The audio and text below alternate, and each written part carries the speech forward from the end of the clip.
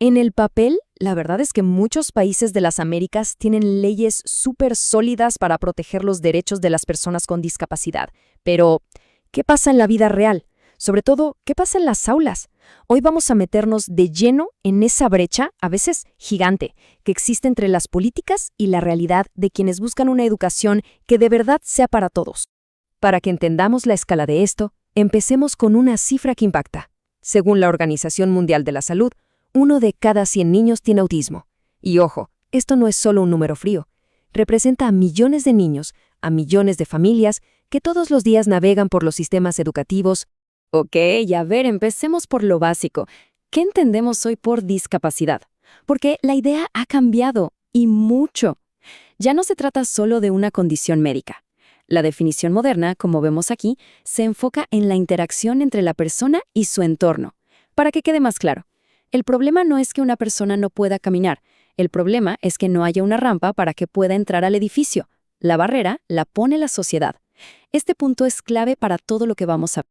Y este cambio de concepto nos lleva directo a nuestra primera sección, que explora justo eso, una transformación fundamental en cómo se entiende y se aborda la discapacidad hoy en día.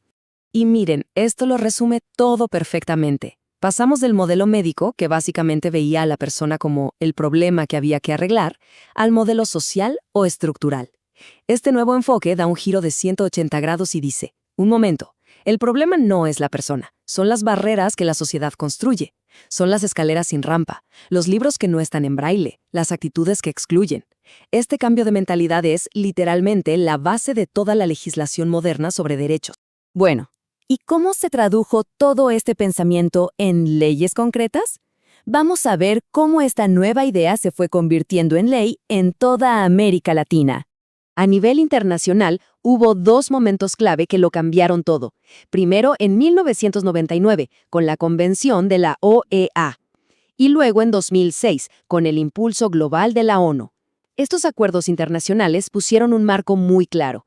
La inclusión y la igualdad de oportunidades no son un favor ni una opción, son un derecho humano fundamental.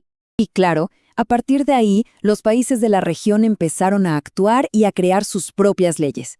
Como muestra esta tabla, desde Argentina, incluso desde antes, en el 81, hasta Colombia en 2013 y muchos otros, se fue tejiendo una red de leyes para proteger estos derechos. El compromiso, al menos en el papel, parece evidente. Pero aquí es donde la historia se empieza a complicar. Porque con todo este marco legal, uno pensaría que el problema está resuelto, ¿no? Pues no exactamente, y eso nos lleva a la siguiente sección. La pregunta es casi obvia. Con todo este respaldo legal, la lógica nos diría que sí, que el acceso a la educación está garantizado. Pero la realidad es mucho más compleja. Y aquí es donde los datos empiezan a contar una historia muy diferente. Lo que estamos por ver son estadísticas de cuántos chicos y chicas están realmente en la escuela. Y lo que nos muestran es que tener una ley es el primer paso, sí, pero no te garantiza cruzar la puerta del colegio. Miren este ejemplo, es súper claro. En El Salvador, en el 2007, la tasa general de chicos en la secundaria era del 57%. Pero para los adolescentes con discapacidad, esa cifra se desplomaba al 38%. Son 19 puntos porcentuales de diferencia. Esta es la brecha en acción. Aquí vemos cómo el derecho en el papel no se está traduciendo en una oportunidad real en el aula. Entonces, ¿cuál es la conclusión? Que las leyes son el cimiento, son fundamentales, pero no construyen el edificio. Para cerrar esa brecha entre la ley y la realidad, se necesita algo más. Un trabajo constante, estratégico, ahí, en el terreno.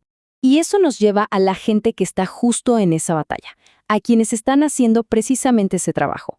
Vamos a ver de cerca el rol de la abogacía, o sea, de la defensa de estos derechos.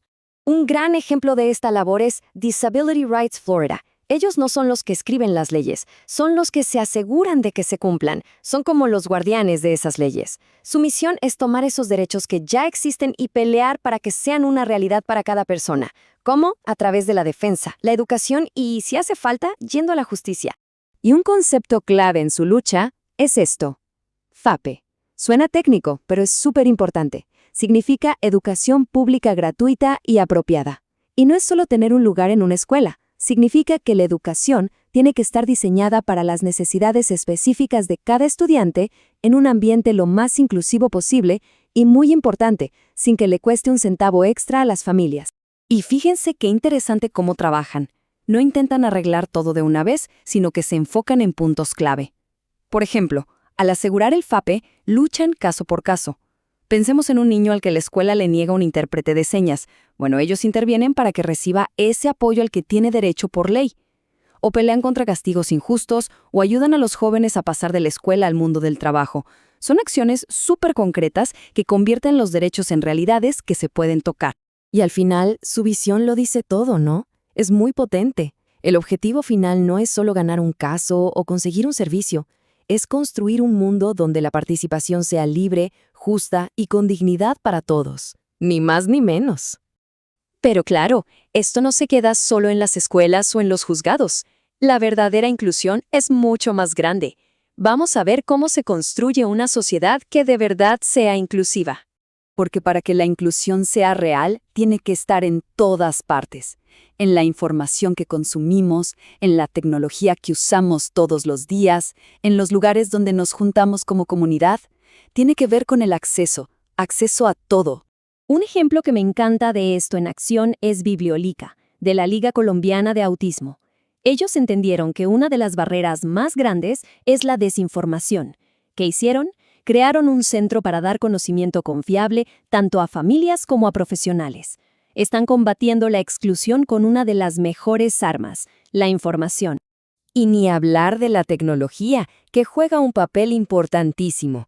Miren estas herramientas de accesibilidad en las páginas web.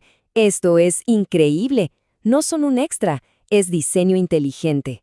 Modos que quitan animaciones que pueden ser peligrosas para alguien con epilepsia, o que simplifican el contenido para ayudar a la concentración, o que garantizan que un lector de pantalla pueda navegar sin problemas. Esto es construir la inclusión directamente en la infraestructura digital de nuestro mundo. Entonces, si hacemos un recuento, el panorama es claro. Las leyes son la base. Los defensores son el motor que las empuja a la realidad. Y la tecnología y la comunidad nos dan herramientas nuevas y creativas para construir puentes. Con todo esto en marcha, la pregunta que queda flotando es, bueno, ¿y ahora qué? ¿Cuál es esa próxima barrera, quizás más sutil, que tenemos que derribar para lograr una inclusión que sea total y genuina?